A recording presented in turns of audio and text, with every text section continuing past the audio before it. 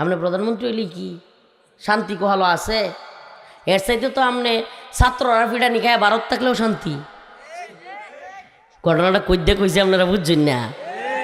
আরে সজীবদের জয় বেহসিন বহালা এত গেছিন গিয়া, পুতুল পুতুল সাইমা অজেদ পুতুল বিয়া বইছিন জামাই আলা এত গেছিন গিয়া। বাংলাদেশের ঘটনা কইছি না, কথা বুঝছেন না আপনারা? প্রধানমন্ত্রী থাকতেও কি শান্তিটা আছেন বুঝছেন না? ও বুঝছে না রে, আর ঠেললে কেমনে বুঝাইতাম আপনারা রে? প্রধানমন্ত্রী থাকতে তার ছেলের বউ চলে গেছিন, তার মেয়ে খন্দকার মুশারফ হোসেনের ছেলের কাছে বিয়ে দিছিল, তার মেয়ের জামাই তার ভালা এত গেছেন গিয়া, যেমনি ভালা এত গেছে গা। আগে বেওয়াই খুব বালা, পরে বেওয়াই রাজাকারের মামলা দিয়ে দিছে। আগে কি বেওয়াই, আগে বেওয়াই, পরে মন্ত্রী বানাইছে। সেরির শ্বশুরে কি বানাইছে? মন্ত্রী। যেমনি জামাই তার সেরি রেজারে দিছে, কের বেওয়াইটা এটার দর রাজাকার। শান্তি কি কহলো আছে? শান্তি আছে? এই দুনিয়ার টেয়া বৈশা শান্তি দিতে পারবো? আরে বাপরে বাপ, গ্রামে গঞ্জে থাকতে থাকতে সুবহানাল্লাহ, আমি তো গ্রামের পোলা হওয়ান, আমি বুঝি সব জানি। হাই হাই রে, 2টা গরু আছে, কবে তার 4টা গরু হইব, এটার পেরেশানিতে তার আর ঘুম নেই। আশ্চর্য কথা রে ভাই, তুই কি গরুর গুয়ার টানতে আর 2 দুধ বিক্রি করতে আর এই 2 কাটা জমি করতে রাখবে আর এই তাওরবে ইত্যার লাগি দুনিয়া তাইছ? এই গাধার খাটনি কাটনের লাগি তোর আল্লাহ দুনিয়াত ফাড়াইছে, আমার ফাড়াইছে। আশ্চর্য কথা, চিন্তা ভাবনা দেখলে মনে হয় যে খালি এই দুনিয়াটাতে যে রোয়া লাগাইতো আর হইলো গরুর দুধ বেচত আর এটা লেগে আইছে। আমি এই কাজ দিয়ে খারাপ কইতাছি না, তো নামাজের খবর নাই, আল্লাহর দিনের খবর নাই, রোজার খবর নাই, ওই লুইডা। আস্তাগফিরুল্লাহ, আল্লাহ মাফ করুক, বলে না আমিন। কোনছে কই আসলাম? হ্যাঁ মাশাআল্লাহ, শ্রোতা একটা পাওয়া গেছে, ওই যে জুলফিকার আলী নকশবন্দির বিমানও। বুঝলেন চই বেটা, এটাই 10 টাকা গেলা, 10 টাকা দেন তোরা। মাশাআল্লাহ, একটা বিস্কুট আনো, অন্তত একটা বিস্কুটই দিই। মাশাআল্লাহ। শুনুন, আমরা ছোটবেলা যখন পরীক্ষা ফাঁস করতাম বা বালা করতাম, মাদ্রাসার হুজুর আমরা 2 টিয়া দিত। কয়টিয়া? এই 2 টিয়া আমরা লেমিনেটিং করতাম, এটা খাইতাম না, চুমা দিতাম, তারপরে শক্ত কাগজ দেয়া ভিতরে বইরা রাখিয়া মানুষের দেয়াইতাম, হুজুর আমার 2 টিয়া দিচ্ছে। আপনি কি মনে হচ্ছেন এই বেটার কি টিয়ার 2 টিয়া 10 টিয়ার অভাব? 10টা টিয়া কইতার বোঝ হুজুরে আমার দিছি। আমি হুজুরের ওয়াজ শুনিয়া আমি কইতারছিলাম, আর 20 মিনিট পরেও এটা কইলা নিঠাস করিয়া মনে হল না যে এই লোকটা আমার একেবারে মনোযোগী শ্রোতা। আল্লাহ তারা কবুল করুক, নামাজি বানাক, দিনদার বানাক, বিয়া না করে থাকলে বিয়া হরাক। 2 বাচ্চা, মাশাআল্লাহ, 2 বাচ্চারে আল্লাহ হাফেজ, আলেমা হাফেজা বানাক। আল্লাহ কবুল করুক। বলতেছিলাম জুলফিকার আলী নকশবন্দি মনে আছে? ওই যে ঢাকার নায়িকা, তারপরে হাসিনা, সব কইয়া আইছি, বুঝছেন? তো জুলফিকার আলী নকশবন্দি বললেন, লোকটার চেহারার মধ্যে বিবর্ষ, চোখ দিয়া গড় গড় করে পানি পড়তেছে। বলতেছে, হুজুর আমার একটু হুজুর এমন একটা পথ দেখান যেই পথে মনটা শান্তি পাইয়াম। সুবহানাল্লাহ। এটা এখন বুঝবেন না ভাই, বিশাল পেরেশানি, কোনো দিকে কুল কিনারা নাই, কোনো পথ পাইতেছে না। হাই রে মুসিবত, গড় পরিবারের বাচ্চাটা অসুস্থ, বউটা অসুস্থ, হাতও নাই টাকা, কিন্তু জমি লাগানি লাগবো। হ্যাঁ, এমন মুসিবতের মধ্যে অনেকেই পড়ে, টাকা নাই, জমিটা লাগানি লাগবো, গড়ের বউ বাচ্চা অসুস্থ, হাই রে বাচ্চারা শীতের কাপড়ের লাগি কাঁদতেছে। এত মুসিবতের মধ্যেও শুক্রবার জুমার নামাজটা পড়তে গেছে এক ইমানদার। সুবহানাল্লাহ। মুসিবতের টেলাহের ঘুমায় না, কত খারাপ লাগে, কিন্তু শুক্রবার জুমার নামাজটা গোসল টুসল করে রেখে হইরে আইছে, তার মনটা কেমন সুন্দর লাগতেছে। সুবহানাল্লাহ বলবেন না? ইমানদাররা লাগবো, এটা আল্লাহর রাসূল হাদিসে কইছে। শুক্রবারে জুমার নামাজটা পড়িয়া সাজ্জা গুজ্জা গোসলটা করিয়া সিজদা দিয়া মসজিদতে আইলে মনটা কিরম লাগে সত্যি কইবেন? সুবহানাল্লাহ। মুমিনের অন্তরটা কিরম ভালো লাগতে তাহে। সুবহানাল্লাহ। আমি মনে করি এটা মুসলমান সবাই পায়, ভীষণ ভাল লাগে। অন্যান্য দিনের চাইতে শুক্রবার জুমার নামাজটা ওরে বাইরে, আরে মনটা একটা বিরাট ফ্রেশ লাগে। সুবহানাল্লাহ। এই যে অন্তরের প্রশান্তি, এটার নাম হলো কলবে সালিম। সুবহানাল্লাহ। এই যে অন্তর, এই যে প্রশান্ত আত্মা, এই যে কলবে মুতমাইন, সুবহানাল্লাহ, ঈমানের নূরে পরিপূর্ণ যেই অন্তর। নফস তিন প্রকার: নফসে আম্মারা, নফসে লাওয়ামা, নফসুল মুতমাইন্না। নফসে আম্মারা যেটা সবসময় খালি গুনাহ করতে চায়, শয়তানে খালি চাবি মারে, সারাদিন গুনাহ করে, এটা কইরা হেডা খুঁজে, হেডা কইরা হেডা খুঁজে, খালি গুনার দিকেই ঘুরে। নফসে আম্মারা। নফসে লাওয়ামা কিছু সময় গুনাহ করে, কিছু সময় সবের কাজ করে। নফসে মুতমাইন্না যেই নফস শুধুমাত্র নেক কাজ করবারই চিন্তা করে। সুবহানাল্লাহ। প্রিয় ভাইরা আমার, এই নফস যার নাই, এই প্রধানমন্ত্রী হইলেই কি শান্তি পাইব? বাংলাদেশের সর্বোচ্চ ক্ষমতা কি? প্রধানমন্ত্রী। বাংলাদেশের সর্বোচ্চ ক্ষমতা কি? তাইলে প্রধানমন্ত্রীর যদি স্যার বউ না তাহে, শরীর জামাই না তাহে, আর যদি খালি টেনশন তাহে কবে জানি সেড্ডা জায়গা, কবে জানি সেড্ডা জায়গা, কবে জানি সেড্ডা জায়গা, এই টেনশন করতে করতে যদি ঠিকমতো ঘুমাইতো না পারে, খাইতো না পারে, চেহারা হয়ে যা কুক্কর চোখের মতো, মাল কায়াটা আলোয়া ভরে তাহে, নাম হইছে আসাদুজ্জামান খান কামাল। স্বরাষ্ট্রমন্ত্রী, মাল কায়াটা আলোয়া ভরে তাহে, তার নাম কামাল। স্বরাষ্ট্রমন্ত্রী। সুবহানাল্লাহ। কয়েকদিন আগে লাইভ আইছে, চেহারা দিক কেমন হয়, হাই হাই রে আস্তাগফিরুল্লাহ, অর্ধেক মনে অলরেডি জাহান্নামে গেছে। আস্তাগফিরুল্লাহ। মানে এই কয়েকদিন আগে লাইভ আইছেন, যদি দেখতেন প্রাক্তন সাবেক স্বরাষ্ট্রমন্ত্রীর চেহারাটা, আল্লাহ মাফ করুক, যদি আল্লাহ তার কপালে হেদায়েত থাকে, এখনো যেহেতু জীবিত, তওবা করে, আল্লাহ যদি ক্ষমা করে দেয়, হয়তো সে মাপ পাইতেও। কিন্তু যেইভাবে খুনের হুমকি দিছে, খুনের অর্ডার দিছে, খুন করাইছে, হাই হাই, একটা খুন করলেই তো আল্লাহর কাছে মাপ নাই। একটা খুন করলেই, একটা মুমিনকে হত্যা করা, জগৎকে হত্যা করা, বিশ্বকে হত্যা করার সমান আল্লাহর কাছে। এত হত্যা করার পরে এই জালেমরা তো আল্লাহ মাফ করতো না। বাকি আল্লাহ যদি হেদায়েত দিয়া দেয়, আমরা তো আর কিছু করার নাই, বাকিটা আল্লাহর ইচ্ছা। আল্লাহ যদি করে মাফ করে দেয়, আল্লাহ যদি নরেন্দ্র মোদীর মতো কট্টর কষায় মুদি, এই নরেন্দ্র মোদীরেও যদি আল্লাহ মুসলমান বানায় জান্নাত দিলে, আমরা কিছু করতে পারবা না? আমরা কিছু কইয়াম আল্লাহরে? কোনের উপায় আছে? নিজের উপায় তো নাই। আল্লাহ যদি না মাফ করে, আমরাই তো যাইতে পারতাম না জান্নাত। ঠিক কি ঠিক না?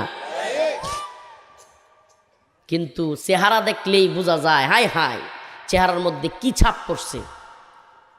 এতে করে বোঝা যায়, যদি কোনো ব্যক্তি পাপ কাজ করে, অতিরিক্ত খারাপ কাজ করে, চেহারার মধ্যেও তার ছাপ পড়ে।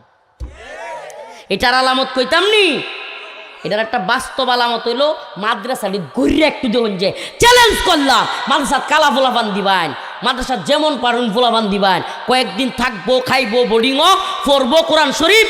সুবহানাল্লাহ। চেহারাতে দেখবেন একটা নূর চমকাইতেছে। পারলে দেখুন যে, তাকায় দেখুন যে একটু, সুবহানাল্লাহ, চেহারার মধ্যে দেখি কি চমকাইতেছে? কালো কিন্তু ওমা কেমন সুন্দর লাগে। সুবহানাল্লাহ। কালো কিন্তু কেমন লাগে? সুন্দর লাগে। বাড়িতে রহন যে 5-7 দিন রাখতে দেন যে, পরে চেহারাটা কিরকম হয়। আমি এটা আলামত দেখাইলাম। সুবহানাল্লাহ।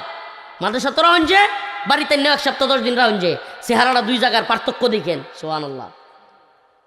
নেক কাজ করলে, কোরআন তিলাওয়াত করলে, দিনের পথে চললে, নামাজ পড়লে, চেহারার মধ্যেও ছাপ পড়ে। ওই লোকটার চেহারাটা বিমর্ষ, কান্তাছে। হুজুর কোন পাশে বসে এইভাবে কান্তাছে, আমার মায়া লাগছে। আমি কইলাম, ভাই একটা পথ আছে, আপনার মনটা প্রশান্ত হইব। লোকটা একবারে এমত করে উঠছে, কয় কি হুজুর? কন আমারে কি করতে হইব? কন আমারে কি করতে হইব হুজুর? যা কইবেন তাই করবাম। সুবহানাল্লাহ। হুজুর বললেন যে, ভাই আপনি মুসলমান হয়ে যান। সুবহানাল্লাহ বলবেন না?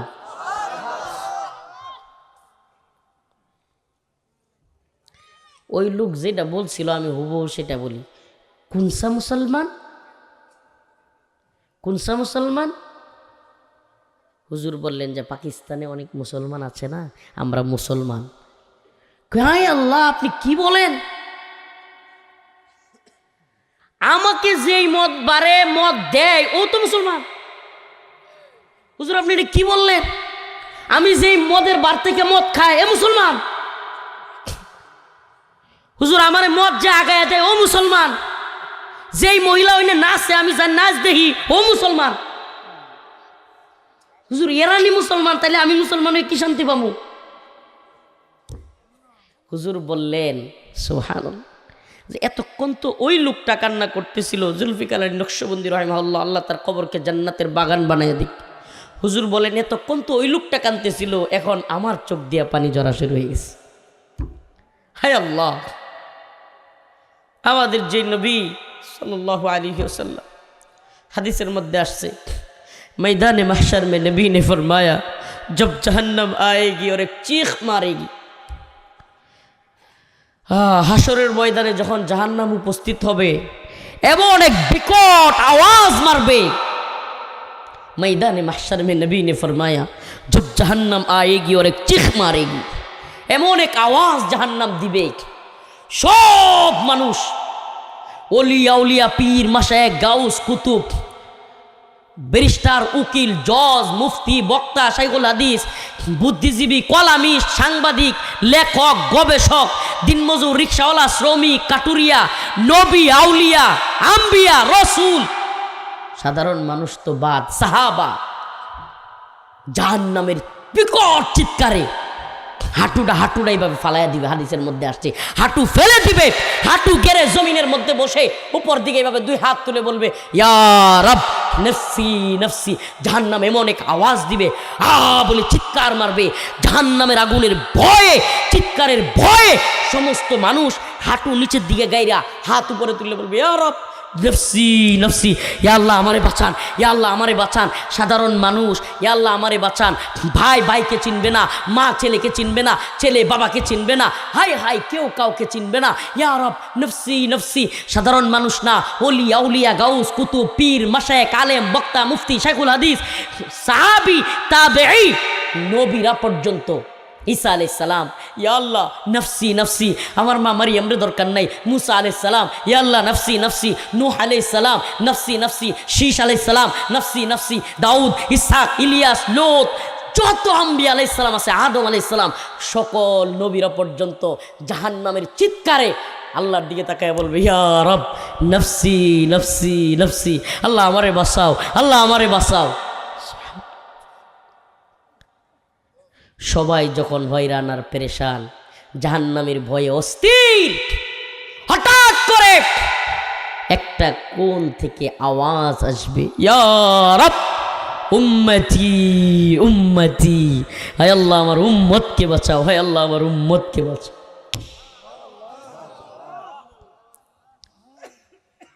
সকল হাসরবাসী পেরেশান, হয়রান, হাই হাই এটা কি?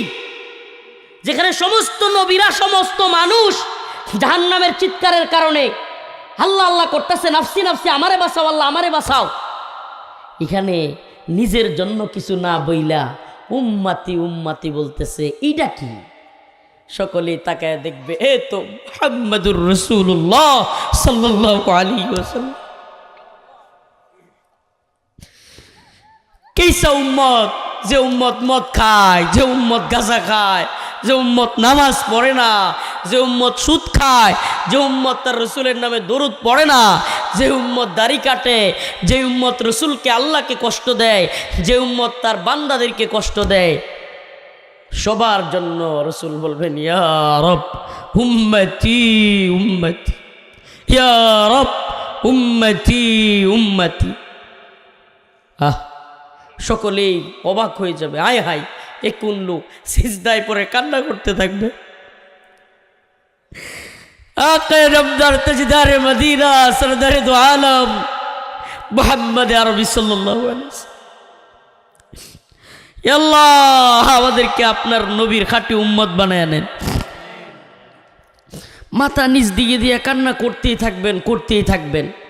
আল্লাহ বলবেন পিয়ারে হাবিব, প্রিয় বন্ধু, মাথা উঠান, আপনার যে উম্মত আপনার কথা মতো চলবে, আমাকে সিজদা দিবে, যান আমি তাদের সবাইকে মাফ করে দিলাম,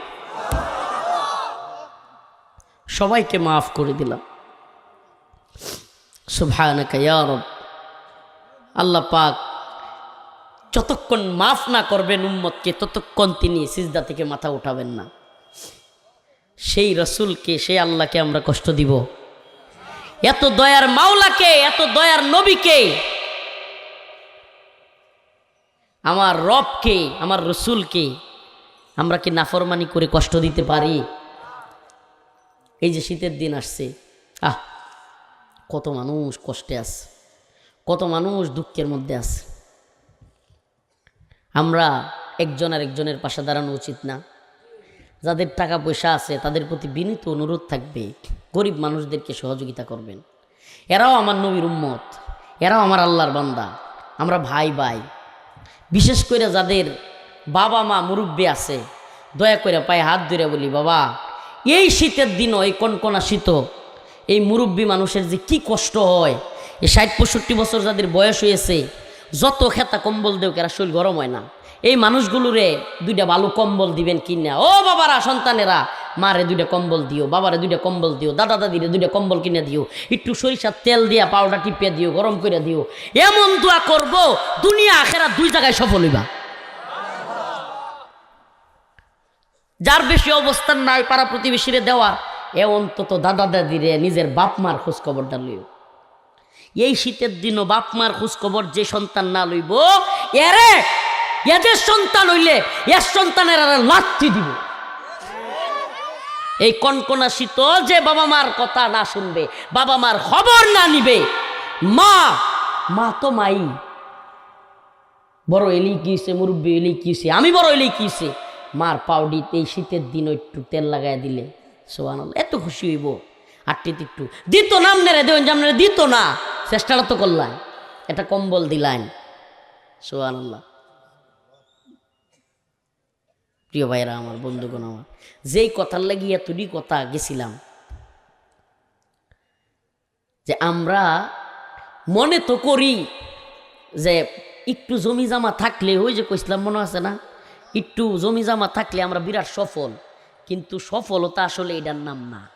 এটাতেই গেছিলাম যে সফলতা আসলে এটার নাম না। আপনারা যেটা মনে করতেছেন যে 2-4টা ফুলাবান থাকলে, বিদেশে পাঠায় দিলেই, বা ফুলাবানের জমি জামা থাকলেই, কিংবা ফুলাবান 2টা চাকরি বাকরি ভালো রম করিলেই, লাখ টাকা বেতন পাইলেই সফল না, এটার নাম সফলতা না।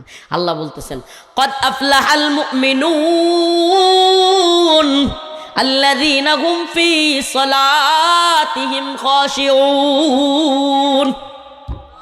সফল মুমিন তো তারা, সফল মুমিন হলো যারা খুশু খুজুর সাথে নামাজ পড়ে। সফল কারা? ফাদুলিয়া এলাকাত, হাটকলা এলাকাত, নেত্রকোনা জমি জামা থাকলেই সফল না। আল্লাহ কয় নাই কোটি টাকার মালিক হইলেই সফল না, বাড়ি গাড়ি থাকলেই সফল না, ভাই বাইস্তা বেশায়া থাকলেই সফল না। আল্লাহ বলছেন যে ব্যক্তি খুশু খুজুর সাথে নামাজ পড়বে সে সফল। আল্লাযীনা হুম আনিল লাগযি মুরিদুন। যেই ব্যক্তি ফাহেশা কাজ থেকে, খারাপ কাজ থেকে, নাফরমানির কাজ থেকে বিরত থাকবে, কুফুরি, বিদাতি, শিরিকি, যাত্রা ফাত্রা, দুর্গা পূজা, দর্গা পূজা, নাচানাচি, খারাপ কাজ, এইগুলা থেকে যে দূরে থাকবে, আল্লাহ বলছেন সেই হলো আমার মুমিন সফল বান্দা। মাদ্রাসায় ফলাফল দিবেন তো ইনশাআল্লাহ? দিবেন তো ইনশাআল্লাহ? এই মাদ্রাসাটা আপনারা, মাদ্রাসাটা গইরা তোলা আপনাদের দায়িত্ব। মাদ্রাসাটার অবস্থা নাজুক। আমি বলবো ভালো শিক্ষক আনেন, আমার দুলা বাইরে বলবো ভালো শিক্ষক আনেন, মেহনত করেন। আপনাদেরকে বলবো বাচ্চা কাচ্চা দিবেন। মাদ্রাসাটার যে অবস্থা দেখছি, মাদ্রাসাটার কাজ করার জন্য টাকা পয়সা দিবেন, শ্রম দিবেন, লাইগা থাকবেন ইনশাআল্লাহ। লাগিয়ে থাকবেন তো ইনশাআল্লাহ? এইটা আপনার দুনিয়া এবং আখেরাত। আমি টার্গেট করছি আমার লেডির কান্দাত। আরে ভাই, আমি ঢাকা মাদ্রাসা করতাম, বেড়ানে অফার দিছিন, বেড়ানের জায়গাত মাদ্রাসার জায়গা দিব, টেয়া পয়সা দিব, মাদ্রাসা কইরা দিব, হুজুর আমনেরে থাকার জায়গা দেয়াম। উত্তরায়, বিভিন্ন জায়গায়, বালুকায়, মাওনায়, কোনাবাড়ি, কত জায়গায় কইছে। আমি সব জায়গা ফালাই এতয়া এই লেডির কান্দা থাকি।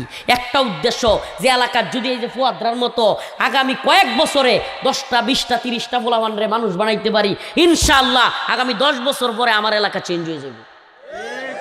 এলাকায় হাফেজ আলেমে বইরা যাইব, এলাকাত মদ খুর থাকতো না, গাঞ্জা খুর থাকতো না, নেশা খুর থাকতো না, দুর্নীতিবাজ থাকতো না, সুদকুর ঘুষখোর থাকতো না, এলাকাত খুনই থাকতো না। আল্লাহর রহমত আমার এলাকাটা হয়ে যাবো এমন যে হাফেজ আলেম দিয়া ভরপুর। একটা কথা চ্যালেঞ্জ করে কয়ে যাইতে পারি, কোন হাফেজ আলেম তার বাবা মারে বৃদ্ধাশ্রম পাঠায় না। কোন হাফেজ আলেম আলহামদুলিল্লাহ আর যাই করুক মদ গাঞ্জা খায় না। আরেকটা কথা কয়ে যায়, হুজুররা বউয়ের আদর করে। আলেম ওলামা দেখিয়া ভালা দেখিয়া মেয়েরে বিয়া দিবেন। তাইলে যেটি স্কুলে পড়ে এটার বিয়া দিতেন না দিবেন, এটিও যেটি নামাজ পড়ে এটা দেখে দিবেন। যে যুবকরা বিয়া করতে চাও নামাজ পড়ো তাড়াতাড়ি। যদি নামাজ পড়ো, আল্লাহ রসুল কইছে যদি রোজা রাখো, সিয়াম পালন করো, সোমবার এবং বৃহস্পতিবারের সিয়াম রোজা যদি কেউ পালন করে, পরীক্ষিত আমল, সেই যুবক দ্রুত তার চাকরির ব্যবস্থা হইব, রিজিকের ব্যবস্থা হইব, সেই যুবক দ্রুত মন মতো বউ পাইব। চ্যালেঞ্জ করে হয়ে গেলাম, সোমবার এবং বৃহস্পতিবারের রোজা শুরু হয়ে দেয় এখন থেকে আল্লাহ নাম লিয়ে। আল্লাহ তাআলা আমাদের সবাইকে নেক কাজ করার, নামাজ পড়ার তৌফিক দান করুক। ওয়া আখিরু দাওয়ানা আনিল হামদুলিল্লাহি রাব্বিল আলামিন। আসসালাম। এর বাদশাহ দেখলে আর আওয়ামী লীগ আমলে যে ডিএল ওই যে সামসা নেতা আছেন আর ওই যে লুঙ্গি সিরা নেতা, এডির ব্যবসা বাড়ার যাওয়া যায় না। তার নেত্রী লইয়া তারা দল রে লইয়া কিছু বলে, হ্যাঁ ও মুখ হুজুর আইতে তো না, এই হুজুরা আমরা নেত্রী কথা মেরে এখন এই লুঙ্গি সিরা নেতা কই, এখন কিন্তু নতুন করে আর কিছু নেতা গজাইতেছে। এরা শরীরের বারা যাওন জানা মনে হইতেছে এরা আকারে দুনিয়াটা একটা কিছু করে আলছি। আছে না এরকম কিছু লোক? ক্ষমতা আটটি হাইলে যে তালুক এরম এরম করে, কয়েকদিন পরে দেখবেন লাত থেকে একাতা পড়ছে। ফুয়া দেওয়া জন্য আসে, আইসস তুই এর মাথার সাথে ছুটি দিতে গেলাম। আসো আসুন কই তো ছুটি দিতে গেলাম আমাদের সাথে। তোরা পাইছে আম্মা এন আইছে না? কালকে তোমার হুজুরারে ধরবা, পড়া তো এই নয় আসছো, কাল ক্লাস করতে পারবো সকালে? আমার মাদ্রাসার মাশাআল্লাহ ফার্স্ট ক্লাস ছাত্র, না এর পরীক্ষার সময় এবং গুরুত্বপূর্ণ সময়। তো বলতেছিলাম যে আল্লাহ মাফ করুক, আমরা আঞ্চলিকভাবে কিছু লোকের কিছু টিয়া পয়সাও এলে আর মনোরঞ্জন যে ক্ষমতার খুব আশপাশে আয়ত্তাছে, ক্ষমতার কাছাকাছি বা ক্ষমতা, আরে বাপরে বাপ বাজার ডিগ্গি হাইরা হের আর কথার লাগি মনে দোয়ানো চা খাওয়ানোর বাউ নাই। এটা সডাং সডাং ভাব ধরে। হ্যাঁ, আল্লাহ এদেরকে হেদায়েত দান করুক। তবে এটাও জানি না যে যেটি বেশি বকর বকর করে এটির পরিণতি কিন্তু ভয়াবহ হয়। আর যারা জনগণের লগে মিশা তাহে, মানুষের কষ্টে দুর্দিনে দৌড়ে যায়, মানুষের ভালোবাসে, মানুষের পাশে থাকে, অসুস্থ এলে দৌড়ে যায়, একজন বিপদে বললে দৌড়ে যায়, এই লোকগুলোরে মানুষ ভালোবাসে। আর যে ডিসডাং চড়াং করে এটির মানুষে বয়ে বাজারও কথা কয় না ঠিক, কিন্তু আড়ালে ক শয়তানটা কবে মরবো। আর যদি মইরা যায়ও তাইলে মাঝে মাঝে কুত্তাটা মরছে, এলাকাটা ঠান্ডা হয়েছে, কথা কোন যে হাসানা মিসা। সুবহানাল্লাহ। তা তোমার জীবনও তুমি গঠন করলা আর মল্লা, আর শরীফ উসমান হাদিও মরল। সুবহানাল্লাহ। বাংলাদেশের লক্ষ লক্ষ মানুষ তার লাগি কান্ত আছে। আজ তুই মন খারাপ করিস না, বাবা আচ্ছা যা মাফ করে দিছি, মনটা খারাপ হয়েছে, মুখটা করে কালামালা হয়েছে। আচ্ছা ঠিক আছে আমার বাইসতে, আচ্ছা ঠিক আছে বাবা মাপ যা, তবে সকালে ক্লাস করবা, রাত্রি তোমার আম্মারে কইবা তাড়াতাড়ি। তো বলতেছিলাম যে যারা কিনা আদর করে, মানুষের ভালোবাসে, মানুষের পাশে দাঁড়ায়, এরা কিন্তু মরে গেলে গা মানুষ তারার লেগে কান্দে। কথা কই না রে? আপনারা মনে করেন না যে ইউটিউবে ফেসবুকে যে ওয়াজ দিয়ে হইল, আজ এই ওয়াজ হইব, গ্রামের ওয়াজ আর কিতে হইব? শীতে এমনি সবাই টুন্ডা লাগিয়েছে, আমিও টুন্ডা লাগিয়েছি, যেই শীত আর যেই মাহফিল। সুবহানাল্লাহ। হিন্দু খোলা সব খাইন্দে খোলা খালি। হ্যাঁ, ক্ষেতের মধ্যে মাহফিল এসে আর কি বয়ানটা হইতো। বয়ান ইনশাল্লাহ শেষে একটু ভালো হইব ইনশাল্লাহ। তবে আপনারা বুঝানির লেগে এর চাইতে মাইটা বাংলা ভাষা আর নাই। আমরা একটা হুজুর আছি যার মধ্যে সাথ নাম হেলাল সাহ। যখন আমরা হরা একটু বুঝতাম না, হেলাল সাহেবের মুরব্বীরা হয়তো চিনবো, যাই হেলাল সাহেব, ওই যে রামবাড়ির ইন্দা বাড়ি হেলাল সাহেব হুজুর, তোরা কি বুঝোস না? না বুঝলে ক, আমি মাইটা বাংলা কই। তো আমিও আজ ওয়াজ হাত মাইটা বাংলায় ওয়াজ করে যাই। শুনেন, এক শরীফ উসমান হাদি ভাইয়ের জন্য লক্ষ লক্ষ মানুষকে কান্না করতে দেখছি। চিন্তা করছেন আপনি? আমি নিজে রিক্সাওয়ালা, শ্রমিক, দিনমজুর, উকিল, বক্তা, মুফতি, শাইখুল হাদিস, তারপরে পুলিশ, বিভিন্ন ডিপার্টমেন্টের লোক মানে কান্তাছে, মনে হইতেছে আপন ভাই মরিয়াছে। সুবহানাল্লাহ। এমন জীবন তুমি করো হে গঠন, মরিলে হাসিবে তুমি, কাঁদিবে ভুবন। এমনও জীবন তুমি করো না গঠন, মরিলে কাঁদিবে তুমি, হাসিবে ভুবন। জীবন গঠন করলে এমনই জীবন গঠন করো। আরে বেটা, দুনিয়া তো তোমার মনে হইব তুমি একটা বিরাট বেড়া।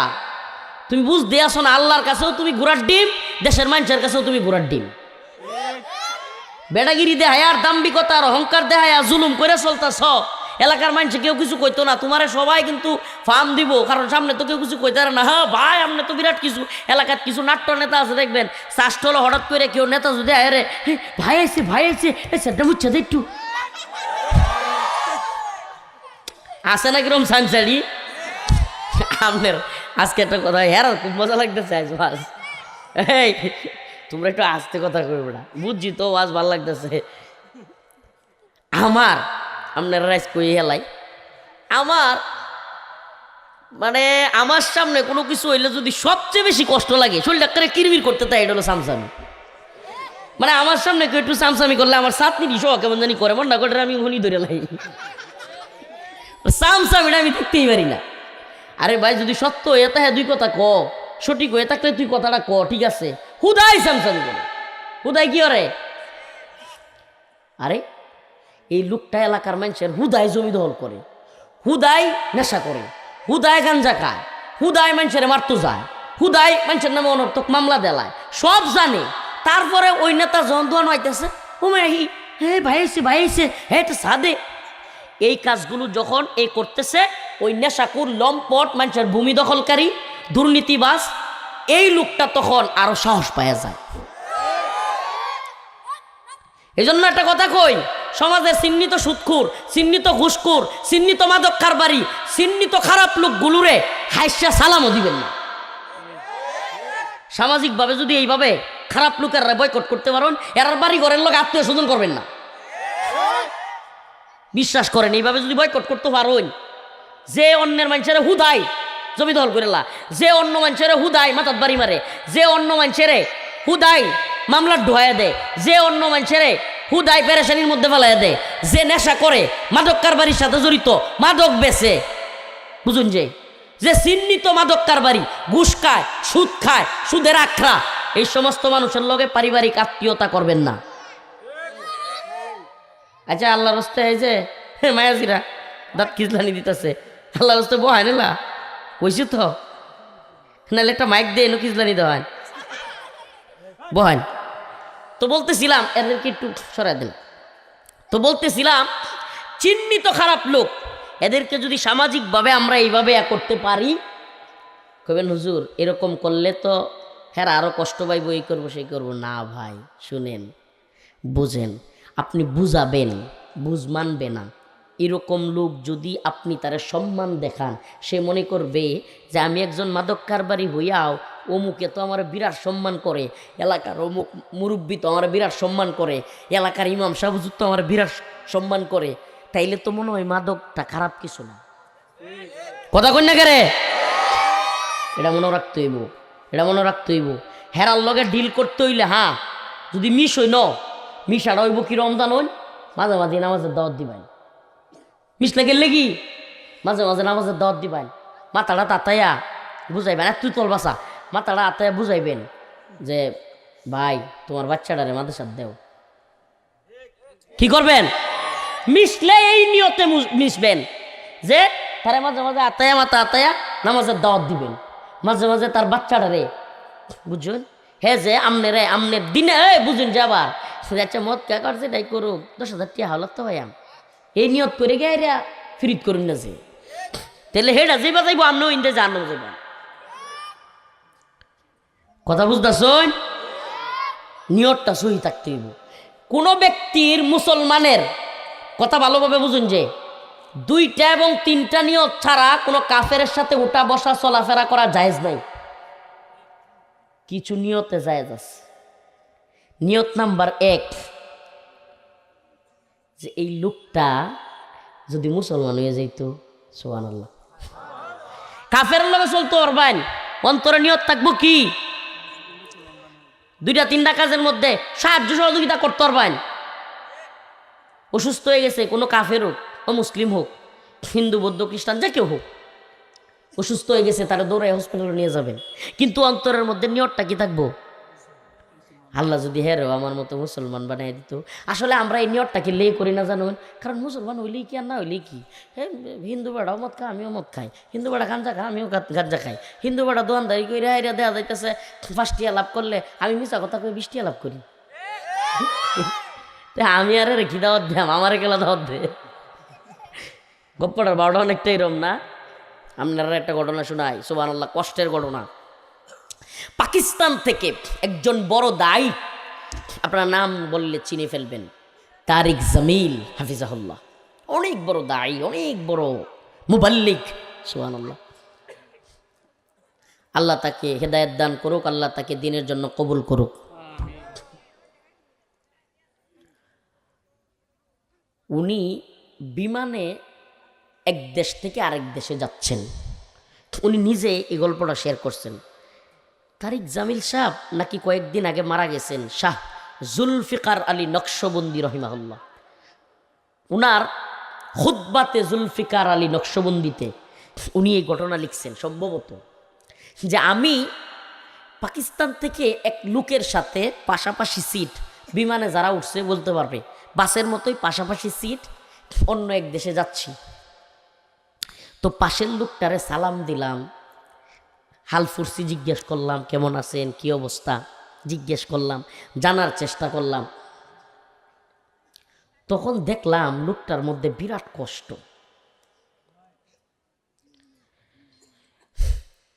উনি বলেন, শাহ জুলফিকার আলী নকশবন্দি বলেন, আমি বললাম ভাই আপনার মুখ, আপনার চেহারা এরকম লাগতেছে কেন, আপনার মধ্যে এত পেরেশানি কেন? সেই লোকটা বলল, হুজুর কি বলবো, আমি চাকরি করি, অনেক টাকা কামাই, তারপরে বিশাল টাকা মাস শেষে বেতন পাই, আমি দিনে 4টা-5টা পর্যন্ত, বিকেল পর্যন্ত চাকরি করি, রাত্রে নাইট ক্লাবে যাই, নাইট ক্লাবে গিয়া নেশা করি, মেয়েরার সাথে বিরাট আড্ডা দেই, এগুলা বলতেছে। তখন এই যে আলেম পিসাব, উনি বললেন যে ভাই এই যে নাইট ক্লাবে গিয়ে আড্ডা দেন, মেয়েদের সাথে ডান্স করেন, মদ খান, এগুলা কি ভালো লাগে? মনে কি ফুরফুরা থাকে?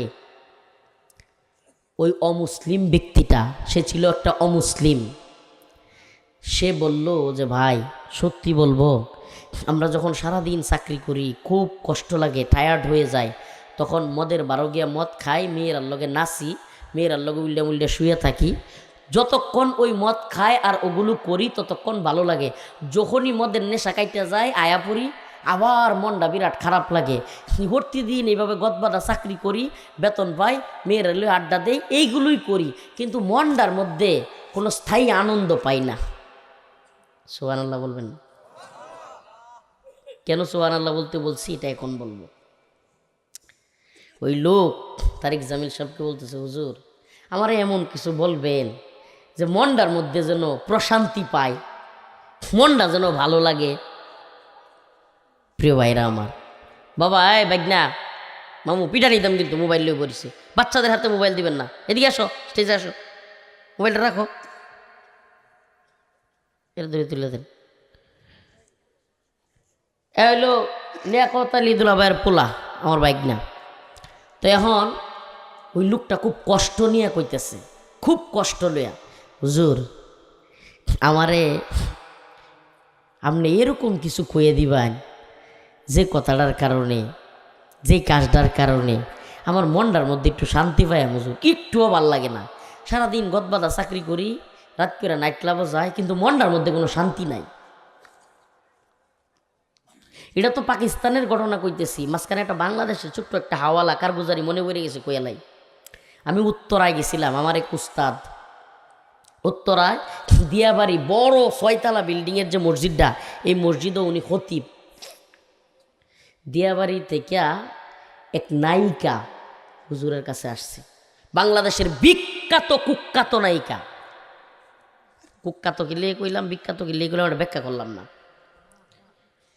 কুখ্যাত নায়িকা, নাম করা, আমার উস্তাদের কাছে আসছে। নাম বললে সবাই সিগন্যাল বানি নায়িকারে। আগের দিনের মানুষ যারা মানে 90-এর দশকের বা 80-র দশকে, এরা আরো বেশি সিগন্যাল বানি। আর নাম কইলাম না, শুনেন। এই আয়সা বলতেছে, কাইন্দা দিছে। হুজুর কইতেছে আমার সামনে আয়েন না, একটু আড়ালে থাকেন। কানতেছে আর কইতেছে, আমি নিজে হুজুরের কানে ডাইরেক্ট শুনছি। কইতেছে, হুজুর আমার সেরাটাও আমার কথা শুনে না, আমার মেয়েটাও আমার কথা শুনে না। হুজুর আমার মনটা একটু অশান্তি নাই। সবাই জানে বাংলাদেশের আমি নাম করা নায়িকা, বিরাট পরিচিত। সবাই মনে করে হ্যাঁ আমরা বিরাট সুখে শান্তিতে আছি, বিরাট খুশিতে আছি, আমরা টেহার অভাব নাই, যশ খ্যাতির অভাব নাই। কিন্তু হুজুর আমার মনটা শান্তি নাই। কি কয়? আমার মনটা কান্তাছে। কই কিনলে গিয়া? কই হুজুর আমার মাইয়াটাও আমি যা কই শুনে না, আমার পোলাটাও আমি যা কই শুনে না। কইন এর চাইতে অশান্ত কেউ আছে? মনে হলো আপনার একটা ফুলা আর একটা মাইয়া। কয়টা ফুলা কয়টা মাইয়া? একটা ফুলা একটা মাইয়া। আপনার ফুলাটারে বিয়া করছেন, বউ গেছে গা। মাইয়াটারে বিয়া দিচ্ছেন, জামাই। আপনি পৃথিবীর সবচেয়ে ক্ষমতাশালী হইলেও আপনার ক্ষমতার কোনো দাম আছে? কথা কন্যা করে বেড়ায়। আপনার একটা ফুলা একটা মাইয়া, ফুলাটারে বিয়া হরাইছেন, ফুলা বুঝতেছ না নাকি সারাটারে? মাঝে মাঝে তো হেতা বয়ান করতে করতে বুঝুন না, বাংলাদেশে সারা দেশও হেতা বয়ান করতে করতে শুদ্ধ ভাষায় রে সেরাডারে বিয়া হরাইছেন। সেরাডা আমনে যে সেরাডা হয়েছে, যেটারে সকালবেলা কোন ফজরের নামাজের নামে খবর নাই, ফজরের নামাজ ওকে সুস্কিনা এটার লাগে শাসন করুন না, কিন্তু সকালটা হইতে শিক্ষার মারুন। ও কইরে তুই এখন চল গরুটা লেগে গেছিস না আস্তে। এই যে হেই সেরাডা আমনে। আমরা গ্রাম সমাজে আস্তাগফিরুল্লাহ অনেক মানুষ এরকম আছে, অনেক মানুষ আছে যে কিনা ফজরের নামাজ পড়ছে না, তার সন্তানরা এই জন্য একটা দমক দেয় না, কথা কয় না। কিন্তু ওই যে হিরির টাইটার লাগি কেন লেগে গেছে না, এ তুই আরো সুস্থ ঘুমাতে গরুড়ালে বাইরে সুস্থ রে, আজ তোরে খায়ালছি রে। বাকিটা পরে যে মারে তুইলা বাসাটা কয়টা কইলাম না, আমি নিজের কানে শুনছি। এই যে এবার কইল চাল্লা রাস্তা মাফ করে, আমি নিজের কানে আমরা মানে এলাকার চাচারার মুখ থেকে শুনছি, এরপরে কইছি। ফজরের সময় নিজে নামাজ পড়ে আইছে, দামরা হুলা তার দামরা সেরা, এটা নামাজ পড়ছে না, মসজিদও গেছে না, নিজে কি রম নামাজিটা। কারণ হইলো কি জানেন, আমরা প্যাকেজিং মুসলমান। যে প্যাকেজিং মুসলমান বুঝেন, মানে আমি তো নামাজ পড়ি 60 বছরে, আমার সেরার বয়সে আমি কি হচ্ছি, মানে বাপটাই রম যে আমি আমার সেরারে কিবা কই, আমার সেরার বয়সে আমি যা করছি বেটা, মানে আমি কিবা নামাজের কথা কইয়া। আস্তাগফিরুল্লাহ। মনে রাখবেন, যদি আপনি প্রকৃত বাছাইকৃত একমাত্র শুধুমাত্র একটা ধর্মই আল্লাহর কাছে বাছাইকৃত মনোনীত, সেটার নাম হলো ইসলাম। সেটার নাম কি? আল্লাহর কাছে একমাত্র গ্রহণযোগ্য মনোনীত ধর্মের নাম ইন্নাদ-দীনা ইনদাল্লাহিল ইসলাম। এই অপারেটর বাইরে একটু সাউন্ড বাড়াই দিলে ভালো হয়, আওয়াজ হচ্ছে না। ইন্নাদ-দীনা ইনদাল্লাহিল ইসলাম, আল্লাহ পাকের কাছে একমাত্র গ্রহণযোগ্য মনোনীত ধর্মের নাম হলো ইসলাম। ওয়া মান ইয়াবতাগি গায়রাল ইসলামি দীনা ফালান ইউকবালা মিনহু, আল্লাহ পাকের কাছে ইসলাম ব্যতীত যেই দিন নিয়া কেউ হাজির হবে, যেই দিনই পেশ করা হবে, ওয়া মান ইয়াবতাগি গায়রাল ইসলামি দীনা ফালান ইউকবালা মিনহু, আল্লাহ পাকের কাছে অন্য কোনো দিন, অন্য কোনো ধর্ম আল্লাহ পাকের কাছে গ্রহণযোগ্য নয়, সেটা প্রত্যাখ্যান হবে।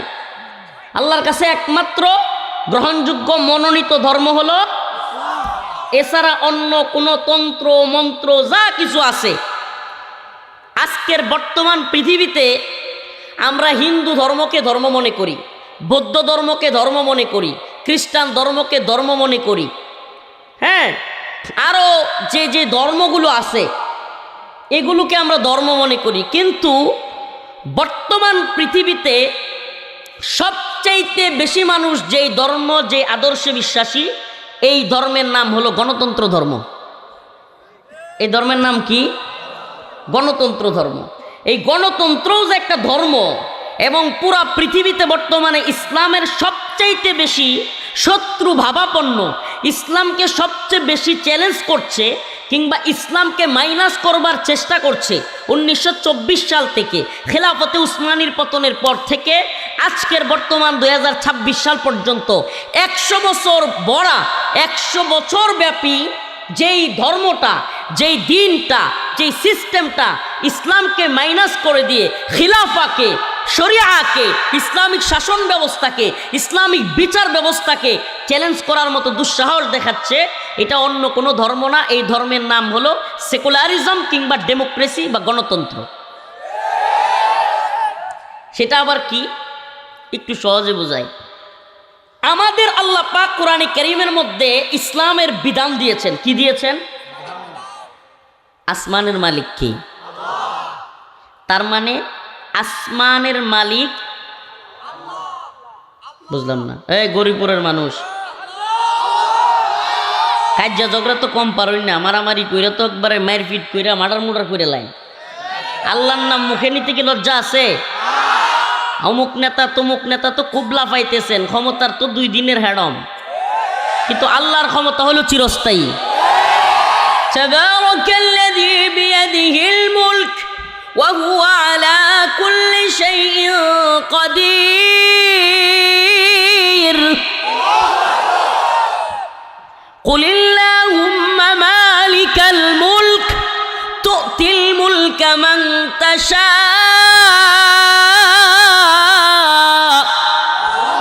وتنزع الملك ممن تشاء।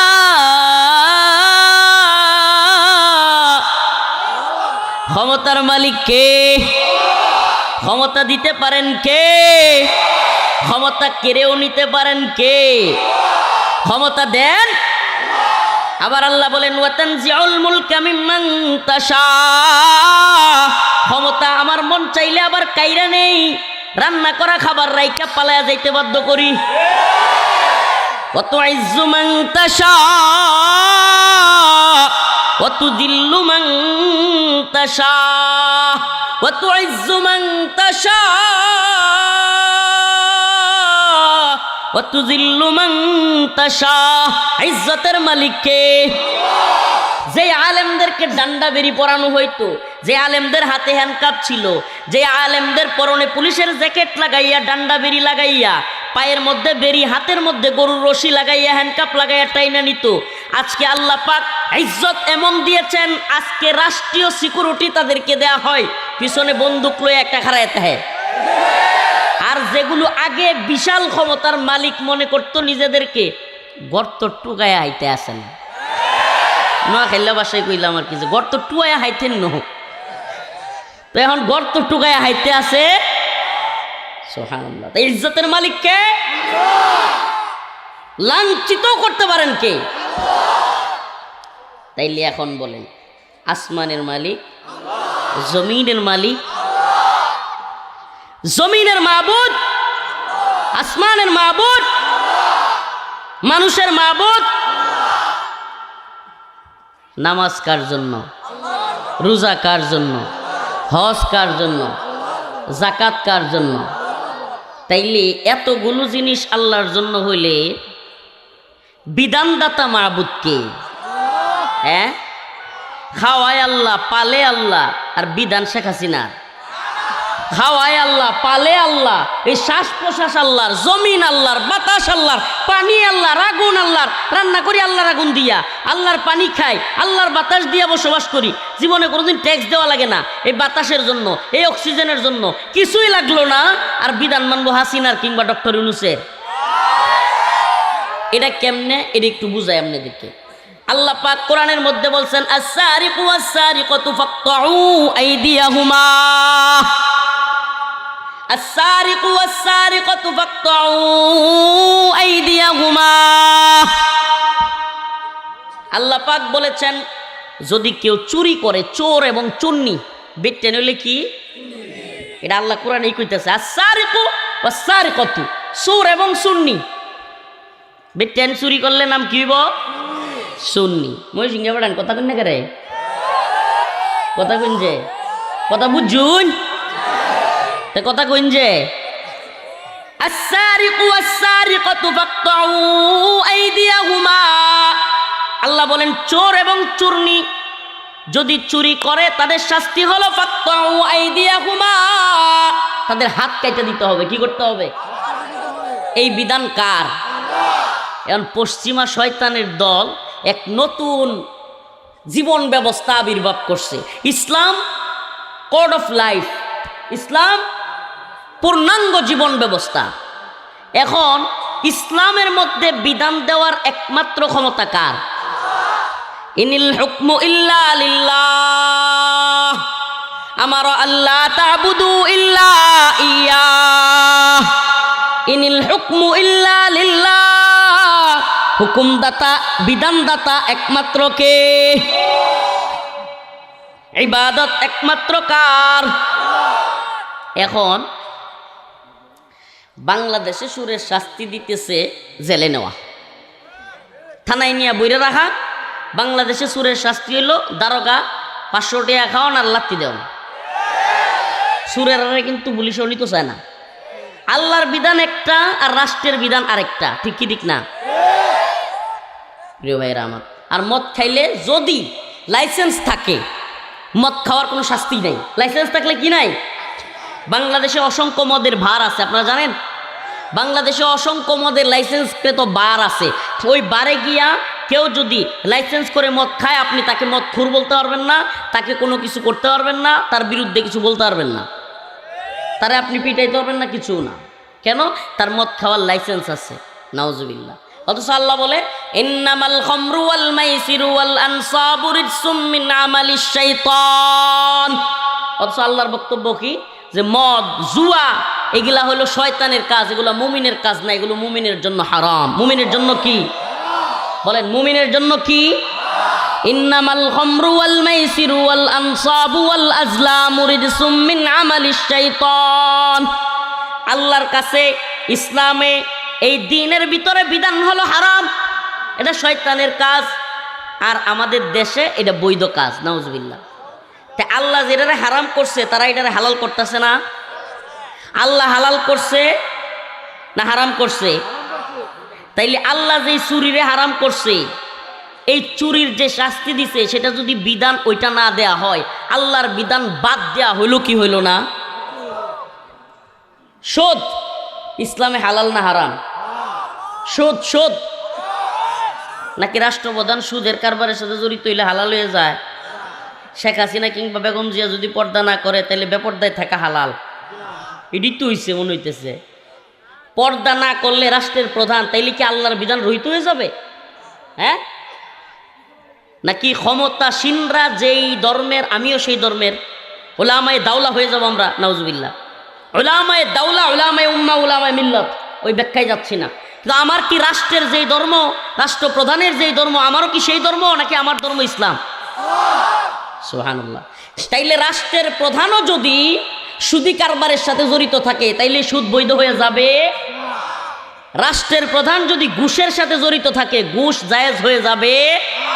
রাষ্ট্রের প্রধান যদি দুর্নীতির সাথে জড়িত থাকে, জিনা ব্যভিচারের সাথে জড়িত থাকে, তাইলে জিনা ব্যভিচার জায়েজ হয়ে যাবে নাকি আল্লাহর বিধানই থাকবে? আয-যানিয়াতু ওয়াজ-যানি ফাজলিদু কুল্লা ওয়াহিদিম মিনহুমা মিআতা জালদা। আল্লাহ রাব্বুল আলামিন বলেন, ব্যভিচারী পুরুষ এবং মহিলা যদি জিনা করে আল্লাহর শাস্তি হলো, যদি অবিবাহিত হয় কি হয়? অবিবাহিত হয়। আয-যানিয়াতু ওয়াজ-যানি ফাজলিদু কুল্লা ওয়াহিদিম মিনহুমা মিআতা জালদা। তাদের উভয়কে 100 কইরা বেত্রাঘাত করতে হবে। কি করতে হবে? আস্তে আস্তে না, কঠিন পিটানি দিতে হবে 100 করে। আর এই ক্যামেরার কারণে তো লক্ষ লক্ষ মানুষ সারা দেশে দেখবে। ক্যামেরা ট্যামেরা সব বন্ধ করে দিতে হবে, নিজেরাই ক্যামেরা চালায় আবার ফোন চালায়। এই ক্যামেরাওয়ালাদের মাধ্যমে লক্ষ লক্ষ মানুষ দেখবে না, রাগ করেন না ভাই। এই জন্য ক্যামেরাগুলো অফ করা যাবে না। এই কথাগুলো আমাদের সব জায়গায় পৌঁছা দরকার। এটা একটা দাওয়াত। মুরব্বীরা যদি না করে দেয়, হুজুর যদি কয় যে আজকে থেকে কোনোদিন ক্যামেরার সামনে ওয়াজ করবা না, জীবনও করতাম না, হুজুর কোক। মানে ক্যামেরাগুলোর দিন প্রচারের স্বার্থে কিছুটা প্রয়োজনীয়তা আছে বলেই আমরা সুযোগ দিই। আমরা এদের কাছ থেকে 1 টাকা নেও না, এরা জীবনে কোনোদিন আমরা 2 টাকার হেল্পও করে না। কিন্তু চিন্তা করি যে এদের মাধ্যমে যদি কিছুটা প্রচার হয় এবং এর মাধ্যমে যদি অনেক মানুষের কাছে যায়, এই আর কি। কারণ আমাদের মেইন স্ট্রিম মিডিয়া, তথাকথিত দাজ্জালি মিডিয়া, এই তথাকথিত কি বলে ডেইলি স্টার, প্রথম অন্ধকার, আরও যে কতগুলো আছে, এগুলো তো আমাদের বিরুদ্ধে। তো এখন ওগুলো যেহেতু আমাদের বিরুদ্ধে প্রচারণা করে, কিছু যদি ইউটিউবাররা অন্তত আমাদের পক্ষে প্রচারণা করে, এর দ্বারা যদি অন্তত ইসলামের দিনের মৌলিক কথাগুলো যায়, এই জন্যই আর কি এগুলো রাখা। আর না হলে আমরাও রাখতাম না, দরকার ছিল না। আল্লাহ আমাদেরকে বুঝার তৌফিক দান করুন। তো বলতেছিলাম, আল্লাহ তাআলা জিনাকে হারাম করেছেন। কি করেছেন? এখন আমাদের দেশে কি হারাম? 18 বছরের আগে মেয়ে বিয়ে দেওয়া হারাম।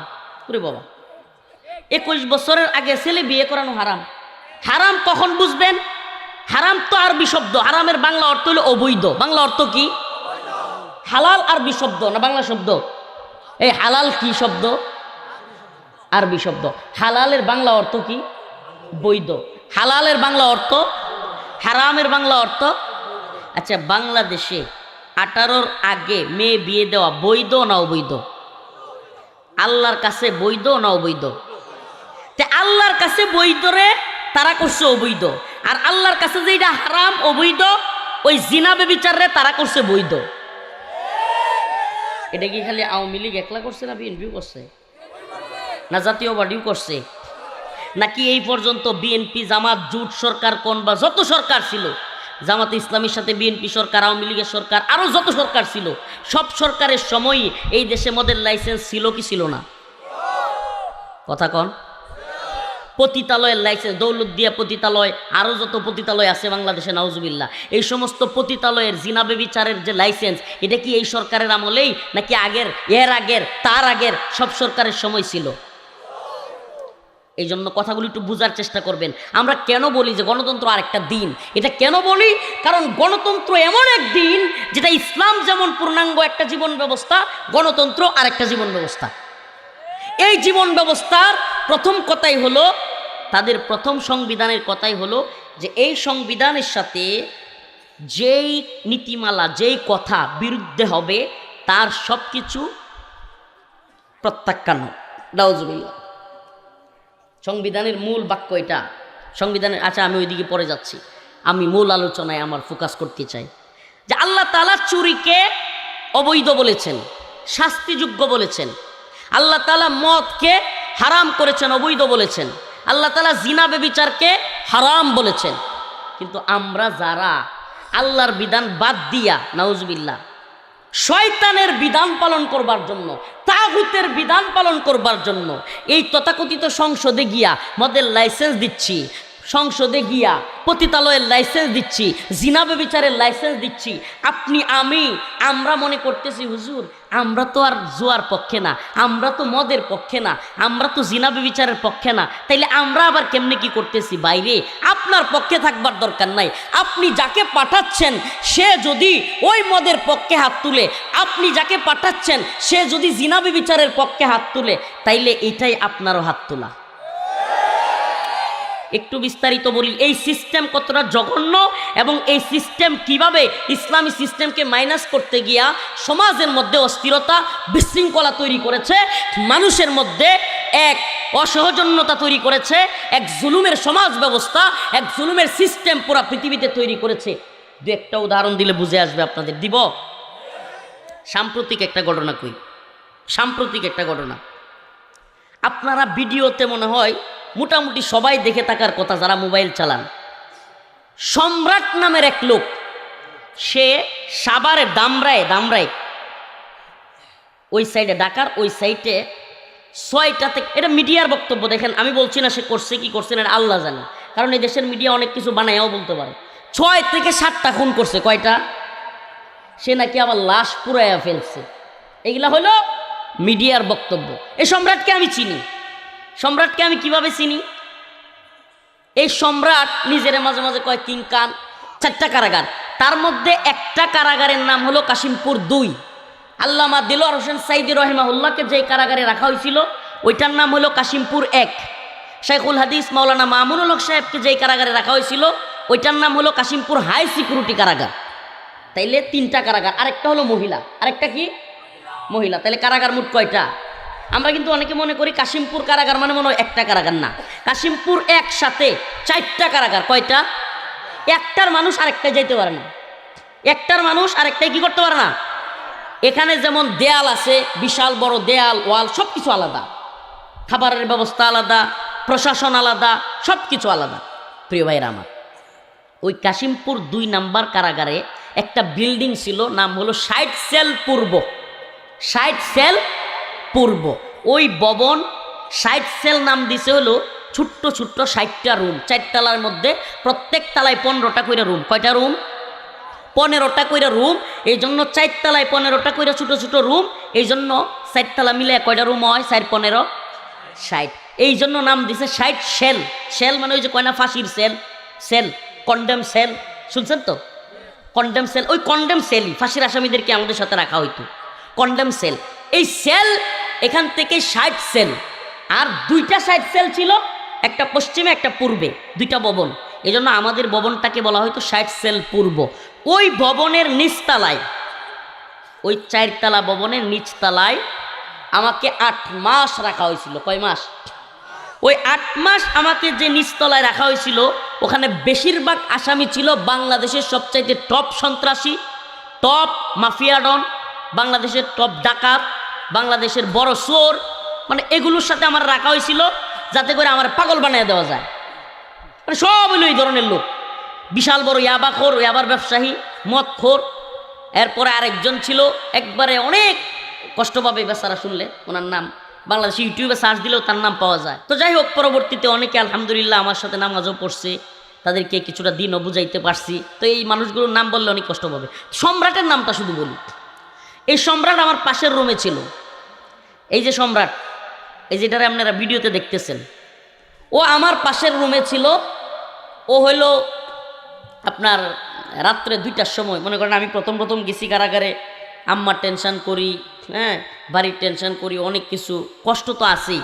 এর মধ্যে একটু নামাজ পড়ে কোরআন তিলাওয়াত করে ঘুমানোর পরে 1টা 1:30টার সময় শুরু হয়, একটা বিড়ি দে, আমার একটা বিড়ি দে, আমার একটা বিড়ি দে। এটা কি? আরে কি চিল্লা চিল্লি! কারারক্ষীরে ডাক দিয়া কয় বিড়ি দে, আমার বিড়ি দে। পরে আমি ডাক দিছি, কিসে? কারারক্ষী কয় যে সম্রাট চিল্লাইতেছে, হইলো সারা রাত বিড়ি খায়, 1টার পর একটা বিড়ি খায়, ঘুমায় না সহজে। এই ফজরের নামাজের পরে ঘুমায়, এই একটু ঘুমাইবো, আবার সারা দিন এমনি আডে, খালি আটবে। আর হইলো আমি তো কিং খান, আমি সম্রাট, আমি এটা সেটা, মানে খালি এরকম করে। এক কাপড় পরে থাকে, গোসলও ঠিক মতো করে না, সারাদিন গোসল ছাড়া থাকে, কয়েকদিন জায়গা গোসল ছাড়া এক কাপড়ে থাকে। আর হইলো মানুষ কেউ কিছু কইলে ধরে ফেলতে চায়, খুব হিংস্র টাইপের। আর হইলো সাইকো, এক কথাই হলো মানে বুঝো নাই, সাইকো। এরা যদি কেউ 100 টাকা দিয়ে কয় ও মুখরে গাই দিয়া, ও কনফার্ম বিড়ি খাওয়ার টাকা দিলে 100 টাকা যদি কেউ দেয় কনফার্ম গাই দিবে গিয়া। এলো সম্রাট। মাঝে মাঝে আমার কাছে কয় যে হুজুর 1 প্যাকেট বিড়ির ঠেয়া দিবেন। আমার যে হুজুর 1 প্যাকেট বিড়ির ঠেয়া। আমি কই যে নামাজের দাওয়াত দিই, হ্যাঁ নামাজ পড়ুন, বিড়ি দিবেন। ওই ছিল এই টাইপের লোক। তো ওরে ধরছে, ওরে রাখছে আওয়ামী লীগ সরকার জেলখানায়। কোথায় রাখছে?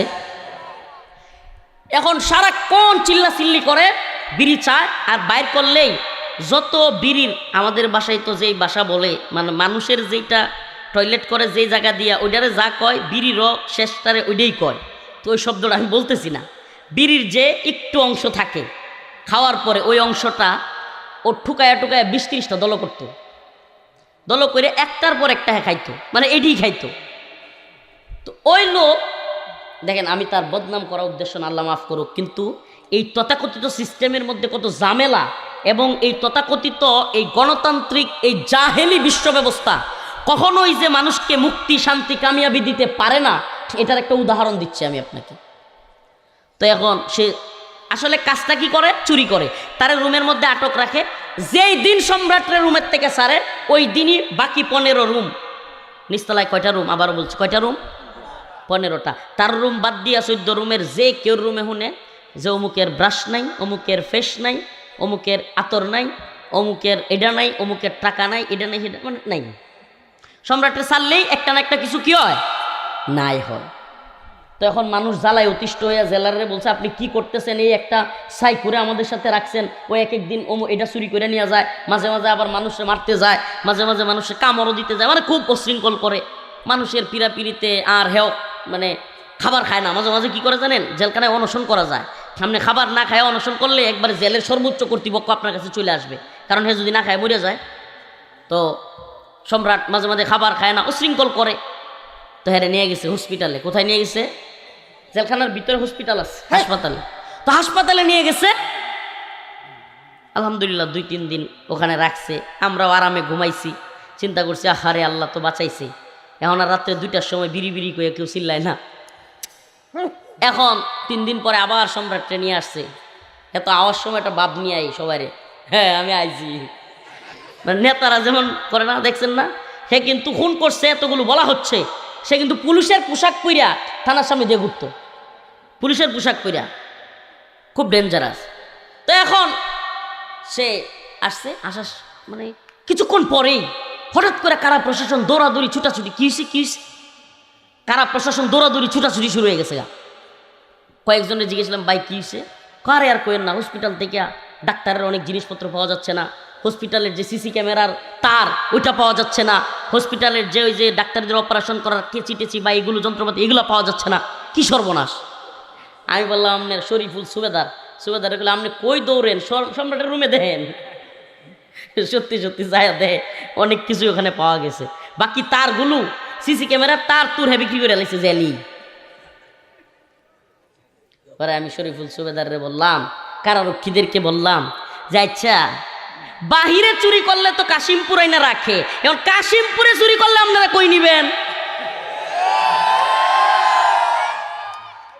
এই জিনিসটা একটু বুঝেন। বাহিরে চুরি করলে কই নিছে, কারণ কাশিমপুরে গিয়ে হ্যাঁ আরো বড় চুর হইছে।